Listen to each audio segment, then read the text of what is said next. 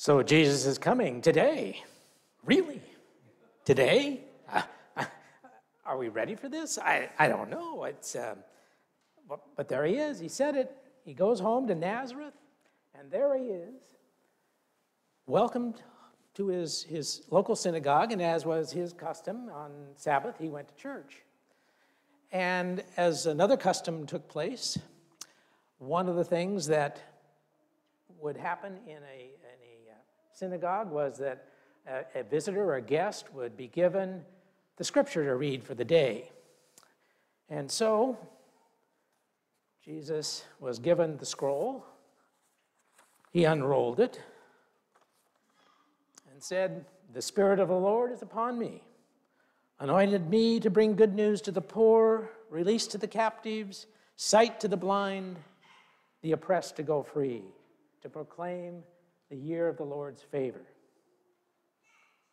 And then he sat down and he gave maybe the world's shortest sermon, 9 words.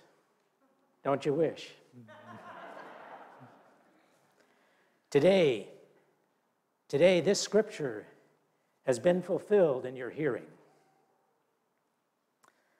Well, most of the folks in the crowd would have been pretty familiar with the words of Isaiah and these promises that were made, and they were waiting for them long and hard to make sure that, gosh, someday this is going to happen. But, Rome is here. All these things are happening in the world. I don't think it's going to be today. Maybe someday, but not today. Today, it can be kind of scary or threatening. I mean, the deadline is today. Am I ready for it? The homework is due today. Have I done it?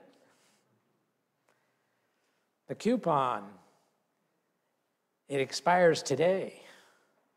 Better use it. Today versus someday, it's one of those things that, we wrestle with a lot, because we think to ourselves, well, someday, I'm just going to spend more time with the family. Someday, I'm going to be able to give more to the community. And someday I'm going to be able to tell her what I really feel. Someday I'm going to get rid of all this clutter that I've managed to accumulate. Someday. But it's really not the right time right now. I mean, there's too many bills to pay. The credit cards have to be paid off. Not today. Simplify? More generous? I don't know. I've got all these obligations that I've committed myself to, and I'm so busy. Maybe when I'm not so busy, I can do the things that I know I should be doing. And then we recognize that someday rarely comes. We just never seem to get around to it. That's when we need to hear that first word of Jesus in his 9-word sermon. Today. Today he says, I bring good news. God believes in you. You are a child of God, no matter what your station in life. Today, I have come to set you free from the oppression that you might be feeling. Today, I have come to open your eyes to see what plans God has for you. Today, I want to set you free from all those things that have cluttered you up. Today, away from the conformity of culture, from anything that stands in your way of being the people I know you want to be. Jesus is pulling the future someday into the present today. Now, one of the things that's happening is, that's nice, but he's pulling us with him. And sometimes we go kicking and screaming. Sometimes, well, maybe we're ready to do this. But here we are, practicing and living, following the way of Jesus. Not as a someday thing. Not as oh, it's all going to be better when we get to heaven. Jesus' way of life and Jesus' teaching are a today thing. Challenges and opportunities come our way. And if you take nothing else home today, it's the idea that God is here with us today, ready to take us today and go forward from today. Now, there's one more thing that I think we probably ought to recognize when Jesus is reading the scripture. He's reading about poor folks and captives and blind folks and those that are oppressed. And we recognize, well, maybe Jesus isn't just talking about nice people like us. Maybe he's talking about and making promises to those marginalized people out there. And what he's asking us to do with those promises is to make us promise keepers, to be activists, not simply to talk about good news, but to be the good news, to watch, to be on the lookout, to make a difference. So where will you be this week? Who is it that you will encounter who needs a hand up? Not just a hand out, but a hand up. Who is it, or where will you find that person who's captured by addiction or prejudice or ignorance? How is it that you will work with someone who's blinded by pride or selfishness?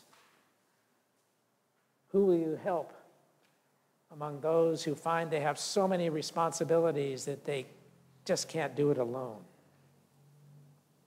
Where is it you'll find that person who needs your touch, who will appreciate your presence, who relishes your encouragement? Challenges and opportunities. And Jesus says, it's today. There he is.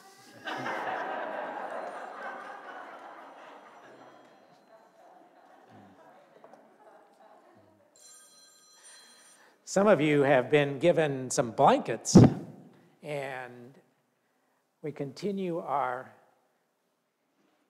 hanging of the greens and decorating the sanctuary with the idea of gift giving.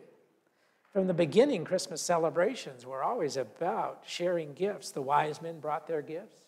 The shepherds brought themselves and their lambs. They all expressed a desire to see the gift from God, a baby lying in a manger.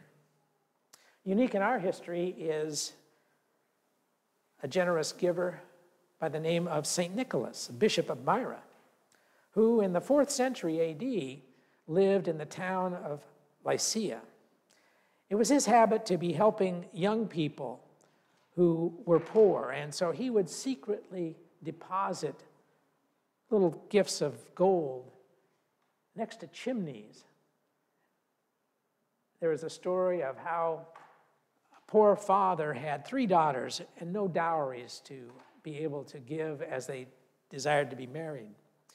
And the first 2 daughters received these gifts on separate occasions, and on the third night, the third daughter received the gift, but the father snuck in to see who was leaving these gifts, and he gave credit to the Bishop of Myra, St. Nicholas, who has traveled on pretty well and joins us as we celebrate the ability to give gifts.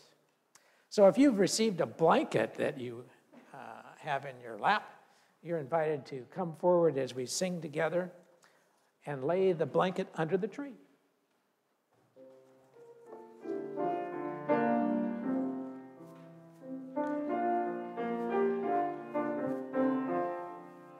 There was a child in Galilee who wandered wild along the sea.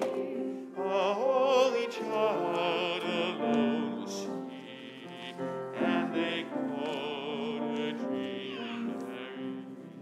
And she dreamed, rejoicing in her Savior. She dreamed of justice for the poor. She dreamed